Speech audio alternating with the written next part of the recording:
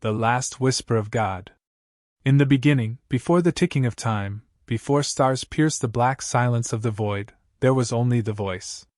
The voice did not speak in words, nor thunder, nor silence. It simply was.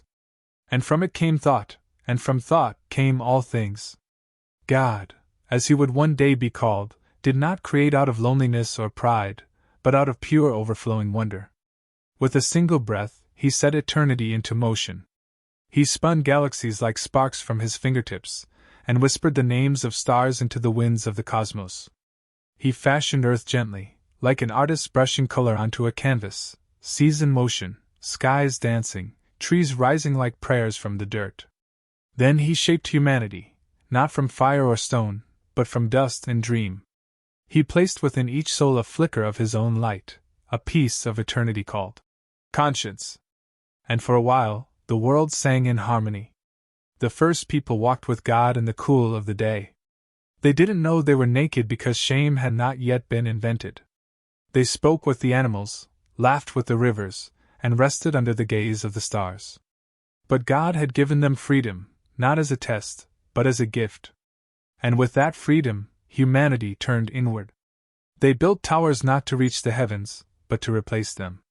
They crafted gods in their own image, gods of war, greed, power, and fear. The echo of the original voice was drowned out by the clamor of empires and ambition. And so, God did not abandon the world, he became quiet. He stopped splitting seas and shouting from mountaintops. Instead, he entered the world through whispers, dreams, and the voices of unexpected people, a shepherd, a prophet, a child. He walked among them once, not with thunder or fire, but as a poor carpenter. He healed with a touch, taught with riddles, and forgave with his final breath. They nailed him to a tree. They thought they had silenced the voice forever. But on the third day, the tomb cracked open not with a scream, but a whisper. Still here. Generations passed. People wrote books and built churches. Some listened. Most didn't. But the voice never stopped. Even now, in the 21st century of wars and wires, the voice still calls. You hear it in the silence between your thoughts. In the sudden kindness of a stranger. In the ache in your chest when you see injustice. In the hope that won't die, even when everything else does. God does not shout anymore. The world is too noisy. But he speaks. To the child alone in the dark, he says, I am with you.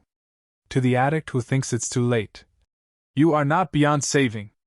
To the doubter, even your questions are holy. To the arrogant, remember, dust does not crown itself king. To the broken, you are more than the sum of your scars. And to you, yes, you, God says, I am not behind the clouds or locked in temples. I am in your breath, your pain, your joy. Seek me not in thunder, but in stillness. Not in perfection, but in truth. Not in religion, but in love. The story is not over. Creation still unfolds. And perhaps the last chapter has not yet been written. Because God is still whispering. And someone, somewhere, is finally listening. Long before calendars and kingdoms, there existed a realm untouched by death, war, or sorrow, a garden suspended beyond time. In the center of this realm stood a great tree, older than light itself. Its roots reached into the breath of the Creator. Its leaves shimmered with languages no one had yet spoken.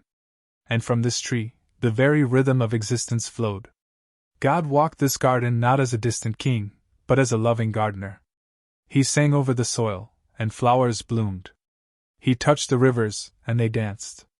He whispered into the stars, and they spun joyfully into the night sky. He was alone, but not lonely, for his heart was full of dreams, and dreams must be shared. So he formed the first soul, not out of need, but delight. And when that soul opened its eyes for the first time, it didn't see thunder or judgment, it saw God smiling. I made you from my own joy, God said. You are not a mistake. You are not an accident. You are music shaped into flesh. The first humans lived freely in the garden. There was no guilt. No fear. They danced with the wind and spoke to the stars. Every evening, God walked with them, asking, What did you love today? But something ancient stirred beneath the surface, not evil, but the possibility of forgetting. And slowly, forgetting is what they did. They forgot that love was stronger than control. They forgot that freedom came with